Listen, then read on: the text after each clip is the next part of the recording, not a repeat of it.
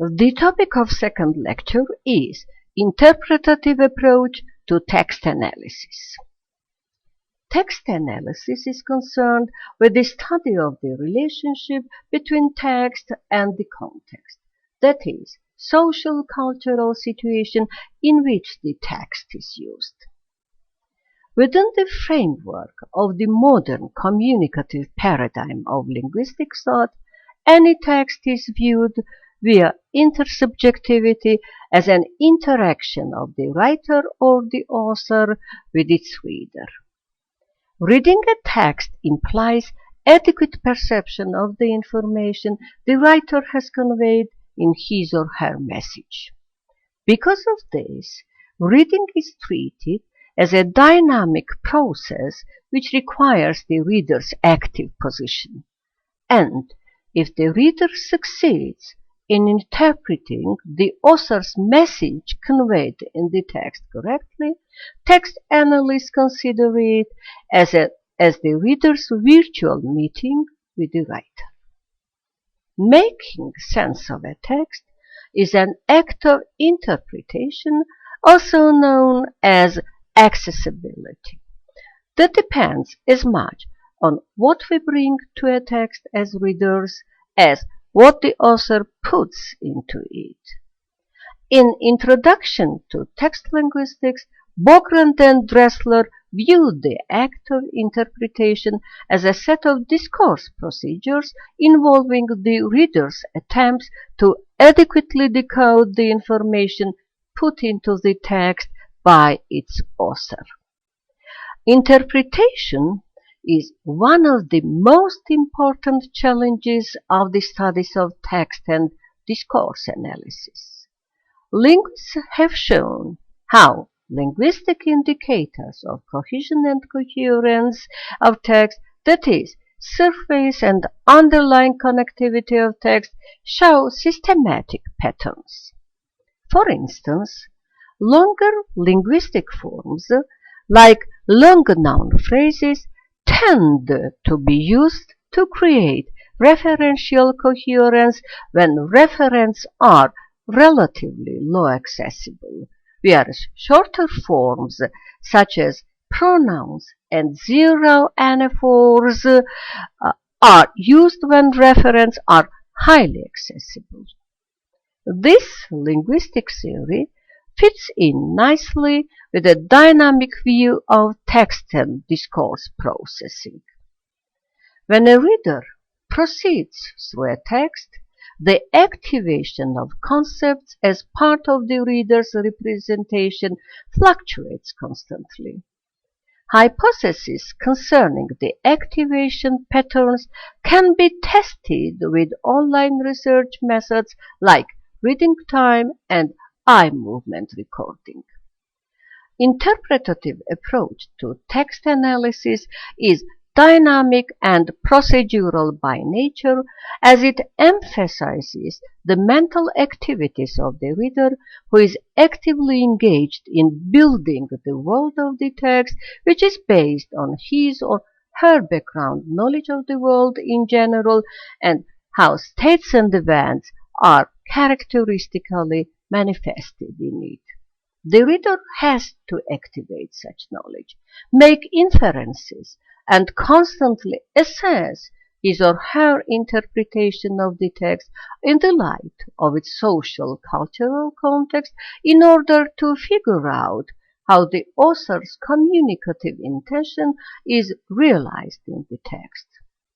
Because of it, text interpretation implies the use of three-dimensional semiotic analysis of the text involving integral studies of its semantic, syntactic, and pragmatic aspects. We have already indicated that written texts differ greatly from spoken discourse, which is usually spontaneous and unplanned. As a rule, the writer always has time to think about what to say and how to say it. Sentences in written text are well formed in a way that utterances of natural spontaneous talk are not. but the overall questions remain the same. What norms or rules do people adhere to when creating written texts? Are texts structured according to recurring principles? Is there a hierarchy of units in the text organization? And are there any conventional ways of opening, developing, and closing texts? Text analysts claim that there are some grammatical and lexical regularities observable in well-formed written texts that explain how the structuring of sentences has implications for units such as microtexts. The English grammar offers a limited set of options for creating surface links between the clauses and sentences of a text, otherwise known as text cohesion.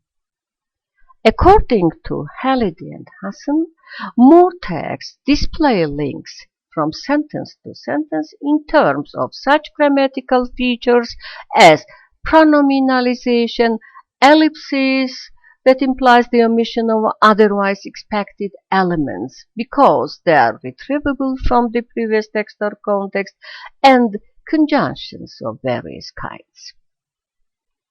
The resources available for text cohesion can be listed finitely and compared across languages for translatability and distribution in real texts. Texts displaying such cohesive features are easy to find. For instance, consider this advertisement about telephones. If you would like to give someone a phone for Christmas, there are plenty to choose from. Whichever you go for, if it is to be used on the BT British Telecom network, make sure it is approved. Look for the label with a green circle to confirm this. Phones labeled with a red triangle are prohibited. In this text, the italicized items are all interpretable in relation to items in previous sentences. For instance, the word plenty is assumed to mean plenty of phones. You, in the first and second sentences, are interpreted as the same you. Whichever is interpreted as whichever telephone.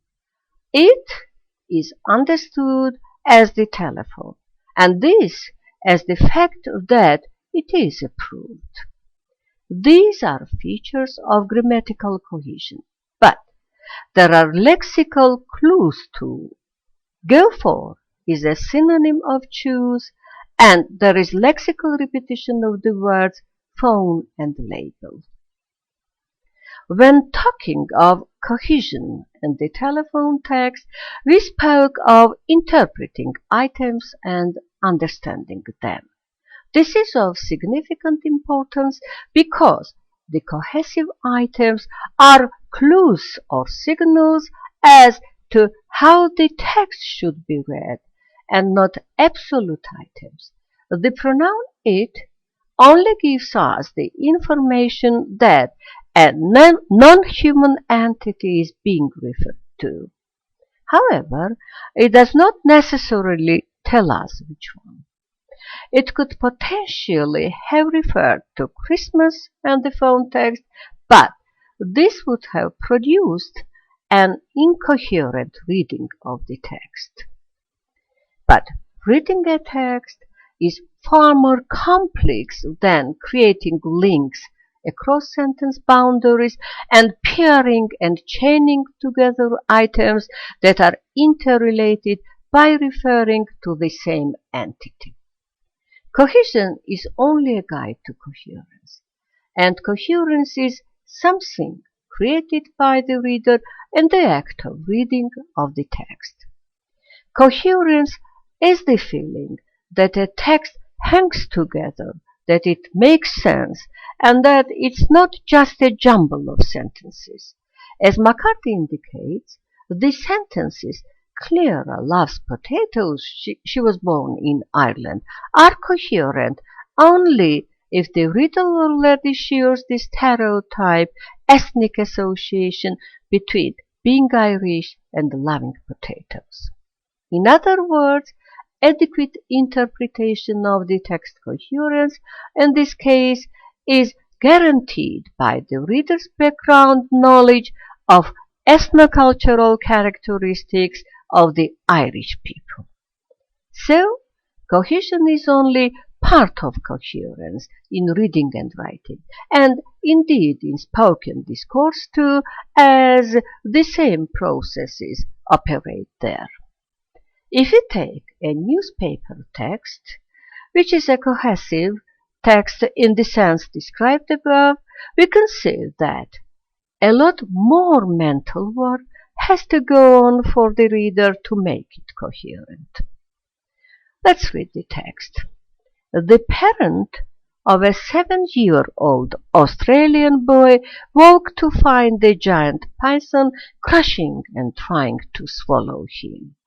The incident occurred in Cairns, Queensland, and the boy's mother, Mrs. Kathy Dryden, said, "It was like a horror movie.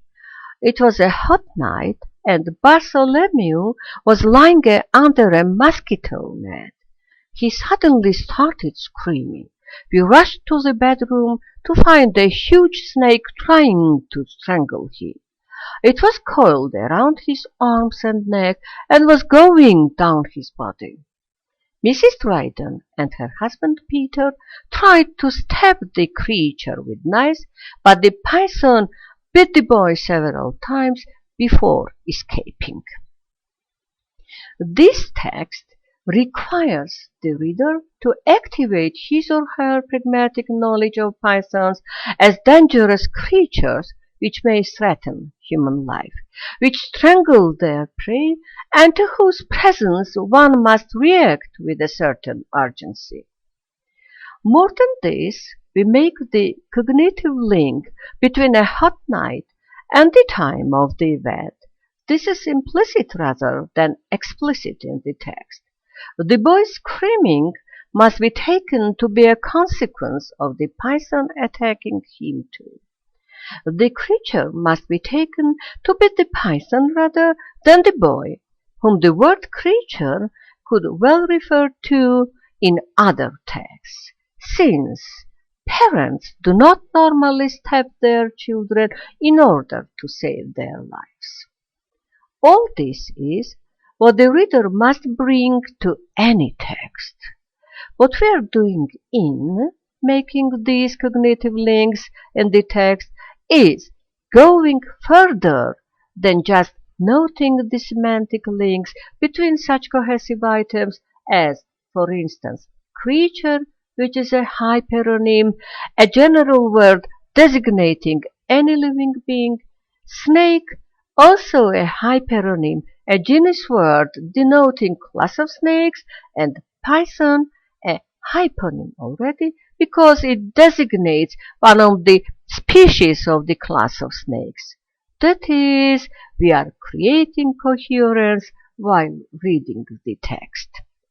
The various procedures that mediate between cohesion and coherence are obviously crucial in any discourse-based approach to text interpretation. What happens when people read or participate in a discourse? Text and discourse processing are dynamic processes during which the reader or the listener constructs a cognitive representation of the information in the text or discourse. Even though readers' and listeners' representations are not identical to the information they read or hear, text and discourse contain many linguistic signals that guide comprehension. These assertions are among the most important results of research on text and discourse analysis during the last decades. The main findings can be summarized as follows. text and discourse processing results in a cognitive representation of the information. The crucial characteristic of this representation is that it shows connectedness, and this connectedness can be best characterized as coherence. The cognitive processes of text and discourse production and interpretation can be modeled as dynamic processes in which activation fluctuates. These processes are influenced or even to a large extent determined by the linguistic characteristics of the text or discourse.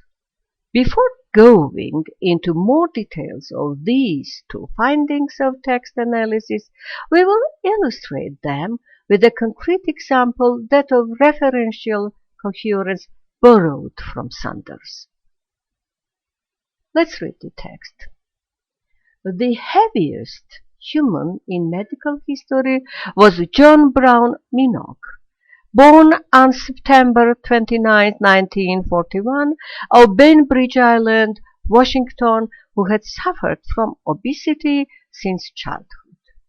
The 6 feet in tall former taxi driver was 392 pounds in 1963, 1700 in 1966, and 975 in September 1976. In March 1978, Minogue was rushed to University Hospital, Seattle, saturated with fluid and suffering from heart and respiratory failure. It took a dozen of firemen and an improvised stretcher to move him from his home to a ferryboat. When he arrived at the hospital, he was put in 2 beds lashed together. It took 13 people just to roll him over. The text's topic, John Brown Minogue, is identified in the first sentence and is referred to in each sentence throughout this segment of text. Here is a chain of the referential items with this symbol standing for a 0 and F. John Brown Minogue, born on September 29, 1941, of Bainbridge Island, Washington. Then it's substituted with who, then the 6 feet tall former taxi driver Minogue, then 0 anaphora, 0 anaphora again, and then the pronoun him, he, and he. First of all, this chain of forms shows that the linguistic indicators for referential coherence are lexical noun phrases, pronouns, and other devices for anaphoric reference. Second, it appears that the longest referential items are used in the beginning of the textual segment, whereas once the referent has been identified, the pronominal and 0 forms suffice. This is not a coincidence.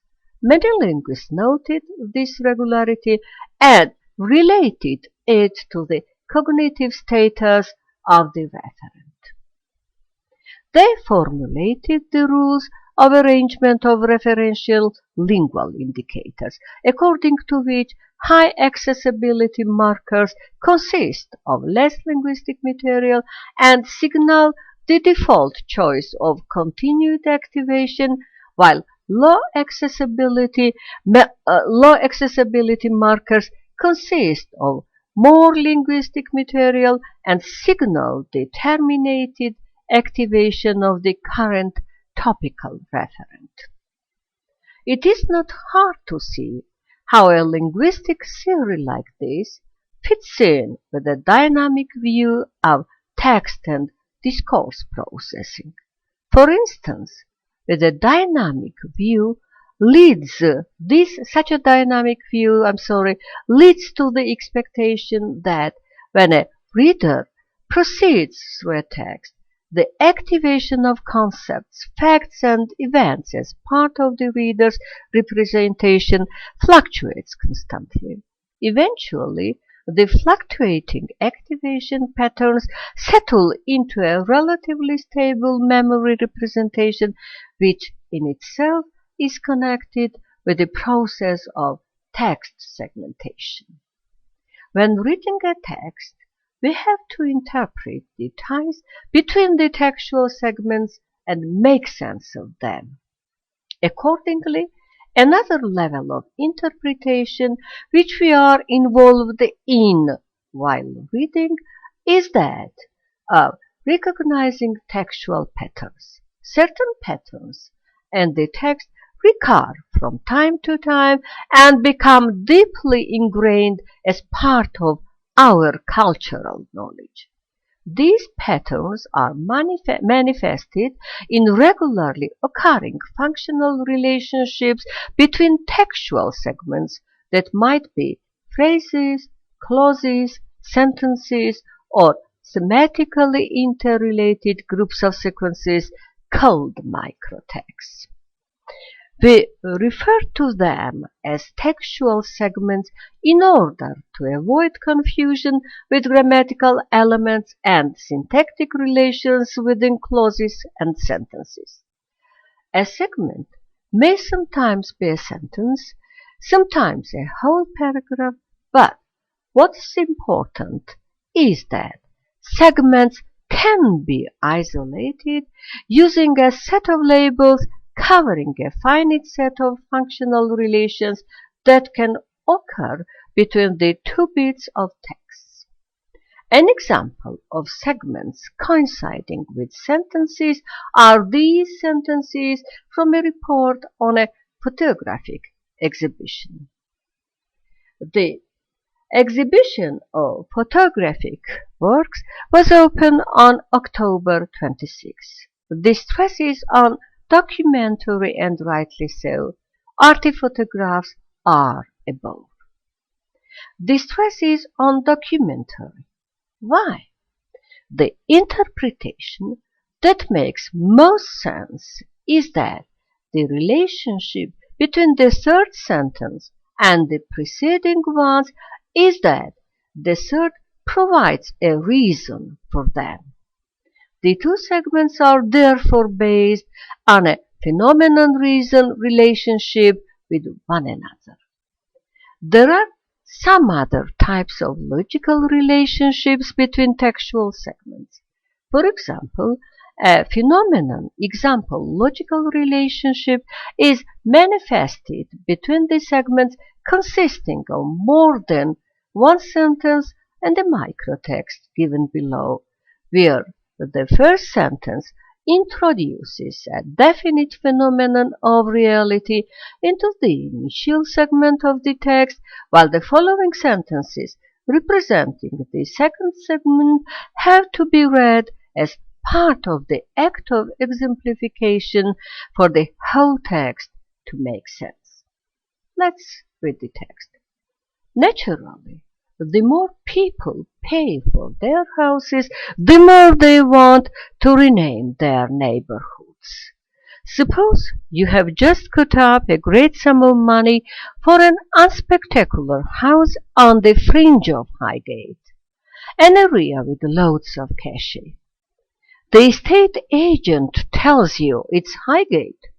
You have paid a Highgate price, and there is no way you are going to admit that it's in Crouch End. Thus, text interpretation via discourse analysis is a dynamic cognitive act on the part of the reader or the listener, who are supposed to be asking questions of the text as it unfolds, to be building its target world based on their background knowledge of the world in general and be aware how states and events are characteristically manifested in it.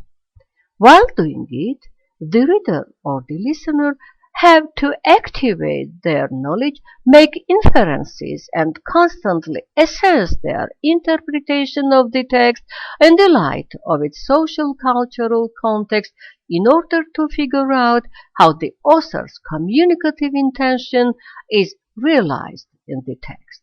Therefore, text analysis is regarded as an intersubjective activity of the reader with the writer, and if the reader succeeds in interpreting the author's message, which is conveyed in the text correctly, text analysts consider it as the reader's virtual meeting with the writer. See the list of the references. That's all for today's lecture.